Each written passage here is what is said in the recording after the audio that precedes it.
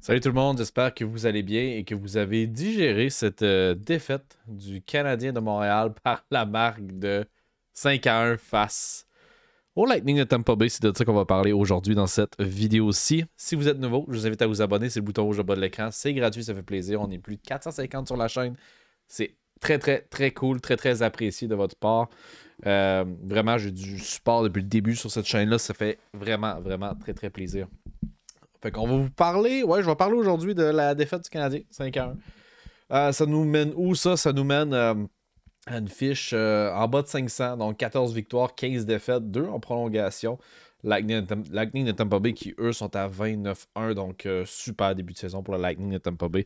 Et bon, on ne fera pas de cachette ici, guys, tout le monde ensemble.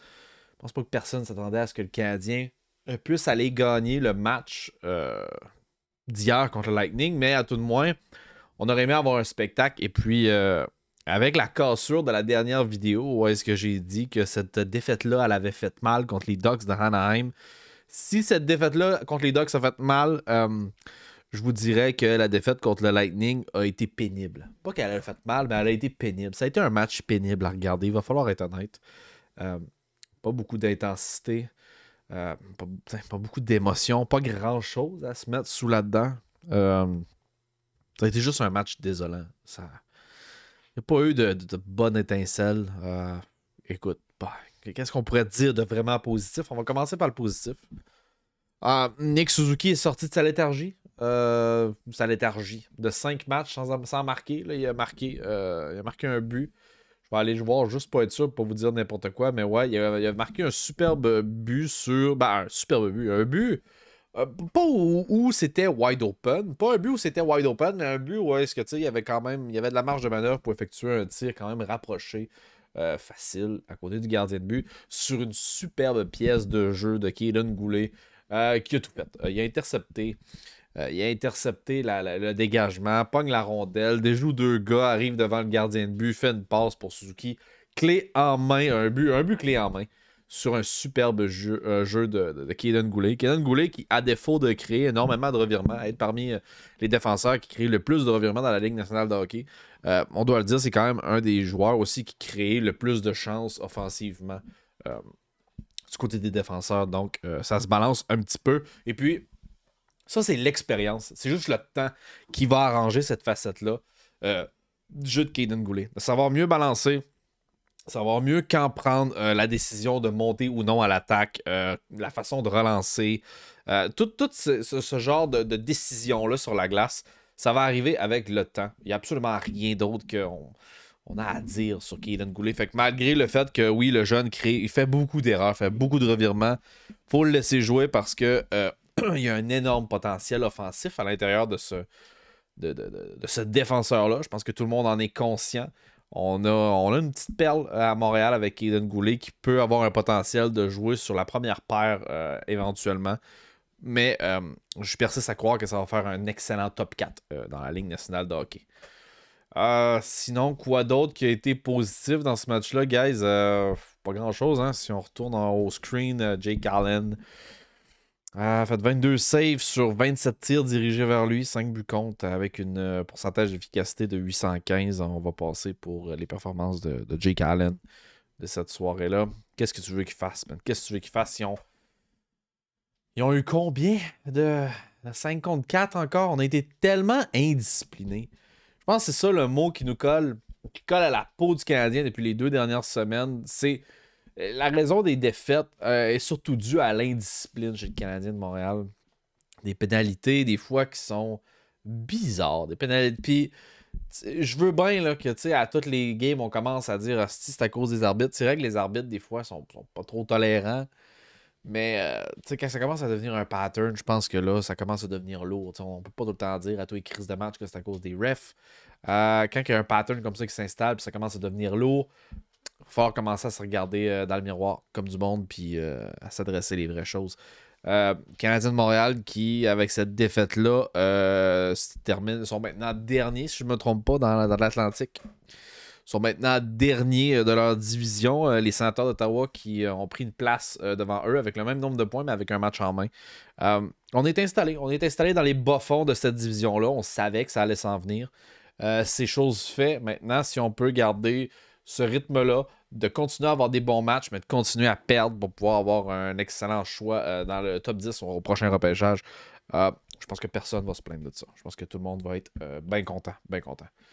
Sinon, si on épluche un petit peu l'actualité du côté du Canadien de Montréal, je voulais aussi dire que Anthony Richard a un excellent début de... début. Ouais, il a un excellent début de saison avec le Rockets de Laval. Il va se faire offrir une chance. Lui qui a été rappelé par le grand club aujourd'hui et on a cédé l'attaquant Rem Pitlick aux Rockets de Laval. Richard, c'est le meilleur buteur du circuit de la LAHL, donc la ligue où ce que les clubs écoles de la Ligue nationale de hockey, avec 18 points en 27 parties. C'est ça. C'est un Québécois, je pense qu'on a repêché au 5e tour, mais je suis pas certain. Bref. Non, je pense pas qu'on l'a repêché. Je pense qu'il a quel âge pour le fun, ce gars-là? Je veux juste checker, juste pour être sûr, gars.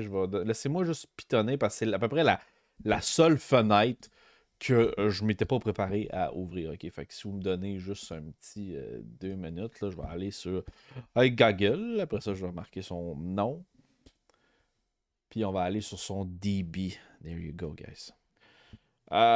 C'est un choix qui a été drafté par Nashville. C'est dans le 4e round, 100e au total de l'encan 2015. C'est un joueur de 25 ans qui a joué 2 matchs dans la Ligue nationale de hockey avec l'équipe qui l'a repêché. Mais sinon, c'est un routier de la AHL, certainement un vétéran de cette ligue-là. Et puis, il n'a jamais cessé de s'améliorer. Si on regarde ça, il s'est amélioré pas mal. Il n'a pas joué énormément de matchs dans les dernières années, mais il s'est amélioré.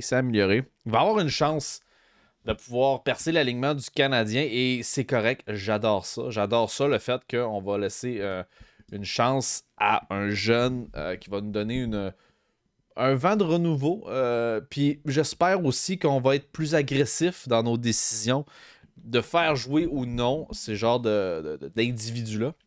S'il y en a d'autres de Laval qui veulent manger les bandes à Montréal, il va falloir qu'on remplisse des chandails bientôt. Puis quand je dis remplir des chandails, je vais vous montrer entre autres ce gars-là. Ce gars-là, plus capable. Il n'y a plus personne à Montréal, je pense qu'il est capable de sentir, il est capable d'entendre son nom. C'est un des joueurs depuis longtemps que j'ai vu avec le moins de cœur dans l'organisation. Ça faisait longtemps que j'ai pas dit ça, mais là, lui, il a le cordon du cœur qui traîne dans la marde, puis c'est le temps de le sortir. En 20 games, 2 passes seulement, puis moins 7. Il est négligent. Il fait des jeux négligents. Il est lourd sur ses patins. Il se passe à rien. Je suis écœuré de Joël Armia. C'est le temps qu'il s'en aille. J'ai été de ceux en début de saison qui disaient qu'il faut lui laisser une chance, surtout à cause de son contrat, son salaire, du fait que son père était décédé l'année dernière. Que ça a été... c'est pas lui que son père était décédé, mais qu'il y avait des difficultés familiales. Je pense qu'il y a eu des difficultés familiales. Je me suis dit, bon, ok, c'est correct. On va enterrer cette année-là. On va lui redonner une chance parce que je suis persiste à croire quand même que c'est un des meilleurs en possession de rondelles chez le Canadien de Montréal, mais pas capable d'exploiter son talent au maximum de son potentiel présentement parce qu'il joue comme de la tabarnak de marde. Puis il n'est pas impliqué dans le jeu. Fait que c'est vraiment, vraiment difficile pour Armia. Fait que ça, c'est un chandail que pour moi, c'est vide. Je l'envoie direct à Laval, no matter what. Même avec son salaire, j'en ai rien à chier. Je prends une chance au balotage si quelqu'un veut le ramasser. Ce serait vraiment la meilleure affaire qui pourrait nous arriver, mais soyons honnêtes, il se passera absolument rien. Mais ne mérite pas. C'est juste qu'il ne mérite pas de porter ce chandail-là. C'est terminé. C'est get the fuck out. Après ça, Evgeny Dadonov, qui en est un autre qui, garde lui, si son expérience est terminée. On voit des flashs de temps en temps. On voit des flashs de Dadonov, mais c'est plutôt rare. Sinon, il patine beaucoup. Hein. On le voit faire des ronds, des cercles. Il s'amuse un petit peu partout sur la patinoire. Il n'a pas nécessairement les meilleures chances de marquer. Je pense que lui, ça fit peut-être juste pas avec Montréal. Peut-être qu'il va avoir une autre chance avec un autre club, mais à ce stade-ci, j'en doute parce que il fait un club par année depuis 4-5 ans. Fait que ça va être excessivement difficile pour lui de rebondir dans une autre équipe. Mais c'est terminé également pour Evgeny Dadonov. En 26 games, 2 buts, 4 passes. Dans le fond, 6 points en 26 games, moins 8. Pour un salaire de 5 millions par année. je pense on va y passer. On va passer. Fait que ouais, moi je ferais jouer des jeunes joueurs avant ces deux joueurs-là. Il y en a un autre que je vais mettre un point d'interrogation, puis c'est vraiment pas parce que je l'aime pas, là. Jake Evans. C'est juste que en 31 games, 5 passes, moins 9, on peut commencer à 26 ans surtout, on peut commencer à remettre en question le rôle que ce jeune-là va jouer à long terme dans l'organisation. Je m'explique. Il remplit des très très bonnes missions défensives. C'est la seule raison pour laquelle Jake Evans est là. Il gagne beaucoup de mises au jeu aussi. Il doit certainement être bon pour le leadership, probablement. Mais il faut être honnête également. Jake Evans, si tu peux pas trouver une place sur ta quatrième ligne, il ne jouera pas. Il peut pas jouer. Il a un potentiel offensif extrêmement limité. C'est très laborieux cette année. Puis il y en a beaucoup l'année dernière, quand il a marqué ses 13 buts, qui se sont dit OK, ben, peut-être que le kid a un potentiel offensif, va peut-être bien pouvoir, je sais pas moi, passer le plateau des 15 buts, peut-être même aller en marquer jusqu'à 20 s'il joue sur une troisième unité.